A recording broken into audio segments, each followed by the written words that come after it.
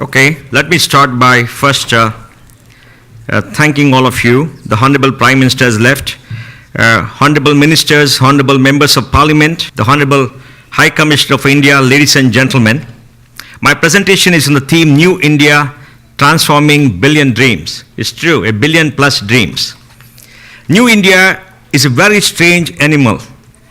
There's no other country like India with a population of 1.3 billion, very diverse, 1,600 languages spoken there, 18 official languages, 29 states, and most states are bigger than any country in Europe. We are still growing at 1.25% a year. In another 4 to 5 years, we'll be at 1.1%, which is population stability. It's a very young country with an average age of 27 years. We are a $2.25 trillion economy. This year will be 2.5 trillion because we're growing at 7.5% in real terms and about 11% in nominal terms.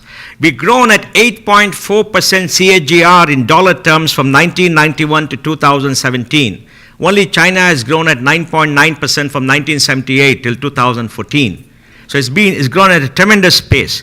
We must remember in 1850, China, India made up the majority of the world economy, then Europe took over, and by 2020, we're going to see a transition where the emerging markets led by China and India are going to be larger than the OECD.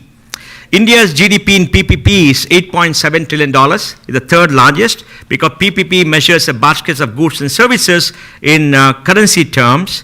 By 2030, India's GDP would be $10 trillion, driven by certain currency appreciation, high growth, and consumption. We have a very large digital footprint, 462 million internet users. We have 1.2 billion mobile connections, 800 million unique numbers, and we have 1.1 billion bank accounts with an electronic banking system. In every election, 800 million people are eligible to vote, 600 million people vote electronically, and we announce the results in just 3 hours. So we just want to tell President Trump, just look east for the solution for your demographic issues. We're the second largest market for new consumers, as we got a middle class in our terms of 300 million people, which is growing rapidly. We practice frugal innovation. We sent a mission to Mars, an unmanned mission to Mars at a cost of only $74 million. We have created a GPS system for ourselves called Gagan at a cost of something like $300 million, which is very cheap compared to the United States, where they spent $300 million on designing it alone. Next. There is growth supported by government policies. We've seen a growth of 46% in FDI in 15-16. FDI inflows of $55 billion is fairly large, but this makes them only 2% of our GDP. We're not dependent on FDI for the majority of our investment. We have a high savings rate. In terms of a skill program, the government skilled 1 million people. It's very small, but million people is a million people. The Digital India program would contribute $400 billion to digital economy. By 2020 is growing pretty fast. We have something called a Startup India for young people to become entrepreneurs. We have 26,000 startups in technology, the second largest in the world after the United States, creating $90 billion of value. We get $7 to $9 billion of venture capital every year, and we had 7,000 startups last year. By 2025, we anticipate we'll have 100,000 active startups creating $500 billion of value, employing 3.25 million people. Next. We have a young population. Many countries are aging. Japan's population is declining, but the average age is 27 years. I don't know whether it's good or bad, but whatever it is, it's a very young population. We're the largest contributor to the global workforce in future because China's working age population peaked 3 years ago. We have a working age population of about more than 550 million people. About 200 million are past the age of 60 in India. Another 500 million are below the age of 20. We produce 25 million babies a year. By 2030, we'll have the largest number of young skilled people for the world because in the aging world, India will be the future. Next. We have a very large education system, 265 million children in school. We have a fair amount of dropouts, but we put them to school. In the next 10 years, 300 million kids will go through the schooling system all across India. We have 35 million college-going students today, right now, in over 800 universities, 51,000 colleges. Our gross enrollment rate is 24% in the age group of 18 to 23. This number will reach 70 million in college by 2030 with a GER of 50%. we have over 365,000 students studying outside India. 167,000 in the United States, 60% doing graduate and PhD studies. And we're very thankful to President Trump for raising those walls, because if they get the best degree in STEM in the best universities of Stanford, Yale, UCLA and all that and come back to India, we certainly are going to become richer much faster. We have a good system of education, except we require more quality. That's why we look to New Zealand and other countries. The top 20% of our graduation of 8 million graduates a year is pretty good. The next 25% is good, passable. The balance 50% is not okay. So young people look for opportunities outside to get a good education, and I think the whole world will be their oyster. By 2030, 1 out of every 4 graduates in the world will be from the Indian education system. Now, New India has certain key enablers. Let me explain them. We are going to become a global hub for technology and knowledge and technology, because education is a key lever for us and is very important for our growth. We are seeing in education that the learning aspect is getting disrupted by technology. Education is essentially 2 components. One is the regulatory aspect, where you have course studies, you have credits, pedagogy, teaching, etc., examination of the nice stuff. Then you have the process of learning. We're seeing the use of technology in learning. So young people are doing asynchronous learning using digital media, and they're learning a lot, and we're seeing this kind of a disruption happening in a very, very massive way. And if you look at the future of work, which somebody spoke about, the world is in trouble because of automation, robotics, artificial intelligence, and ML. We see it happening every day, because there are 3 kinds of jobs. The first kind of jobs are the jobs which require the left brain, the right brain, the creative aspect, and the logical aspect. The second are jobs which are individualistic, like a hairdresser, a masseur, maybe somebody working in a restaurant. The largest amount of jobs, 65%, educated middle class, which are rule-based. We all work in offices and other places which are rule-based. We follow a process. Now, these are getting automated. In the last 15 years, 10 million jobs have been automated, disappeared in the United States, leading to no income rise for the middle class for the last 15 years in the United States, leading to all the political trouble. So the future of jobs is something that is occupying all of us all around the world. So in the first slide, I want to say that we have many startups coming up. We're getting entrepreneurs to the startups, and we hope this will be a job driver. The government has a fund of funds to fund startups, $1.5 billion from the government, and that will catalyze $10 billion of funding in the next 4 to 5 years. We have a very large IT industry. We're a funny country. We have a per capita income of $1,700. Very laughable, only $1,700.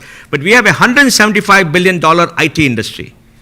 We have $115 billion of IT service exports to the world. 60% of global outsourcing comes to India. There are 4.5 million people employed in IT across India. America has 6 million people. 1 million are Indians in America. The American companies are 2 million working for them in India. There is out of 8, 3 million are Indians. By 2020, out of maybe 9 million, 4 million will be Indians in the United States. So it's a very strange country with a very high-tech industry, but it's not very rich. We're seeing increasing urbanization, because more and more Indians are migrating from rural areas to cities. So we're going to see growth in housing, growth in many services.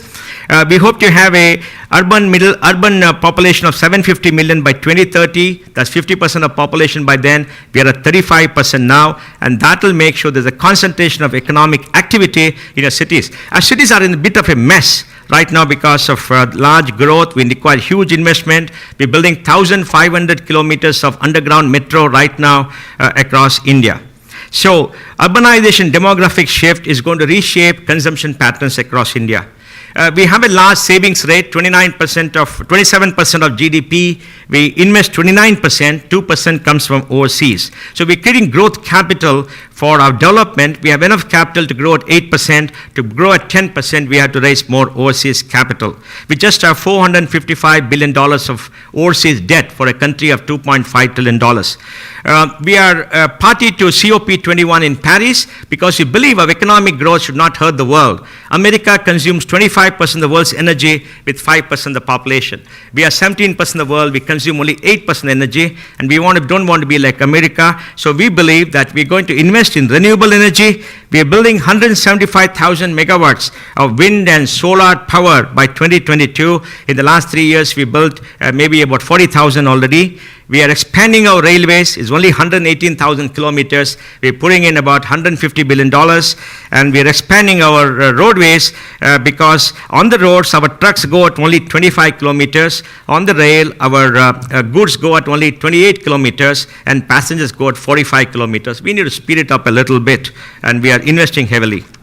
We're riding the digital wave because this is what is going to improve productivity, efficiency across the major sectors. Like I said, 1.2 billion mobile connections. So we're going to have very large 4G network. We are the lowest cost for data usage. The average data usage on a new platform is 35 GB per month, which is enormous, out of which 45-50% is video. We don't know what people see in the video, but we have a good guess. We have 1.1 billion bank accounts in India, like I said, out of which 275, the number should change, were started in the last 3 years. The new government went and told people to open bank accounts. So most Indians now have a bank account. They must learn how to operate them, but those bank accounts can be operated on the mobile. So mobile banking is very easy with a lot of apps that are coming up. The whole banking system is networked. And last year, electronic payments overtook physical payments by checks. We have a massive digitization drive. We have 1.1 billion people under Aadhaar, a unique identity number given to everybody, excluding babies born over the last 10 years, which don't have Aadhaar. Hopefully they'll be born with a chip sometime later. Everybody is on a single database. We have a new goods and service tax just implemented on 1st of July, which will create one single national market for India.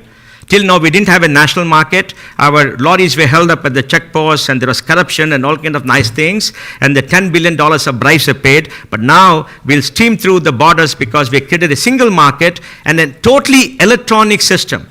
The credit for a GST comes electronically.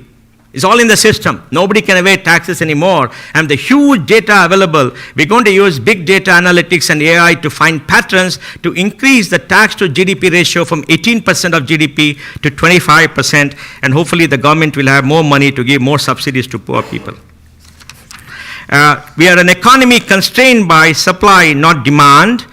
We had an year-on-year growth of 20%, Joe, for the last 2 years in aviation. Last month, we took 11 million people, passengers growth. Indians have ordered, I said, 2,000 aircraft or something in the next 20 years.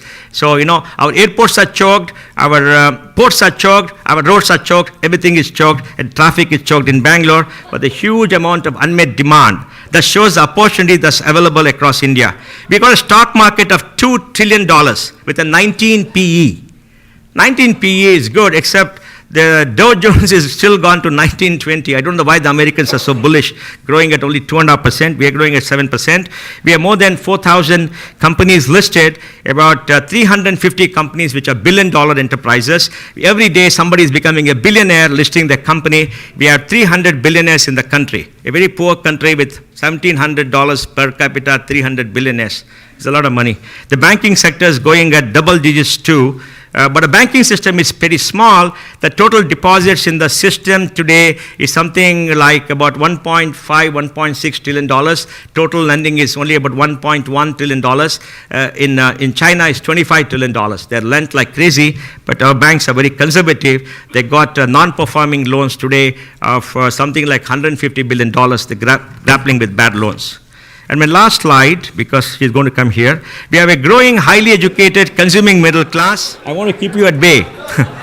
Spending is going to increase. We annually graduate 8 million graduates a year, 8 million. I'm aware that population of New Zealand is something like 4.5 million. We got to send a lot more people here to enable it to grow. 8 million, out of whom 1.2 million are engineers, 500,000 are pretty good, 200 are very good, balance are trainable. The balance are okay because we got Ola and Uber growing up in India too. We produce only 15,000 accountants. We got a good accounting system. We got 300,000 chartered accountants. I think the second largest after the CPS in the United States. 300,000 MBAs, 200,000 lawyers, not so good. 50,000 doctors a year, less, even though we have 60,000 doctors in the United States and 200,000 nurses. Like I said, we have enormous number of students overseas. Electric power, steel, cement, passenger vehicles is growing very fast. We make 100 million tons of steel. We'll be the second largest in 2 years. 325 million tons of cement, second largest after China. We make 3.5 million vehicles.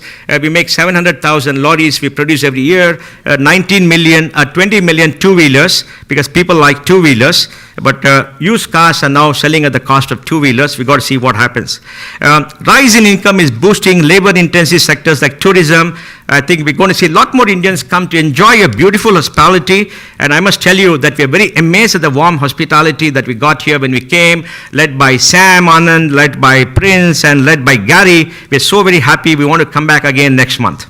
So we have we have a lot of, the healthcare industry is going up, the education government is going up. We have more than 100 million people on formal payroll. America has 153 million people on payroll. We have 100 million people on payroll. So everything about India is large. My last two requests, please don't try to put India in a box. You get a lot of negative news about India globally, about a lot of things. It's a very complex country. It's almost ungovernable. Nobody in the world has learned how to rule India. Even the British had to leave because they just couldn't rule the country. They didn't understand. They took away all the wealth and left a poor country behind to build the Industrial Revolution. So now in London, 25% of the population is Asian. The empire is coming back to London in a very different way. So don't try to judge India, try to appreciate India and understand India much better, because none of us understand India ourselves living there. So for a foreigner to come and understand is going to be very tough. And the next issue is, please send your young people to our country. The future of the world is going to be determined by China and India. Send 5,000 young Kiwis to come to India, not the 12 players you keep sending to India to play, 15 to come to play to India and get beaten up all the time. Send 5,000 young Kiwis to come to India every year, to work in India, to learn in India, work with the young people, create a global network. Because the world belongs to innovators, to young people. And in the world of robotics, artificial intelligence, machines with intelligence is going to be very different. And these young people have to network to redefine the world and make the world, next slide, last slide, redefine the world and make it truly Vasudeva Kutumbam, that is, we make one single global family. We're all part of this planet. That's all that we got to left, this poor little planet. So we got to work together. Thank you very much.